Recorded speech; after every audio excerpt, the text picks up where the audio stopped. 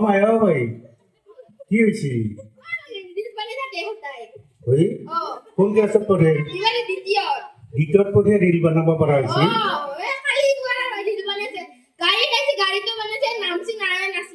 স্কুলত যায় না কোন দ্বিতীয়ত পঢ়ে আৰু ৰিল বনালে তুমি পঢ়া শুনাৰ ক্ষতি হ'ব দেউতাকে কি কৰে হাজিৰা কৰে ঘৰত ভালকে ৰাখি লেখা পঢ়া কৰাবি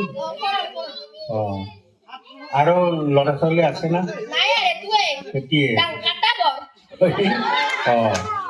আজিকালি চলিবিলাখানে হৈছে দে হ'লেও ভালকে ৰাখবি আৰু দে যা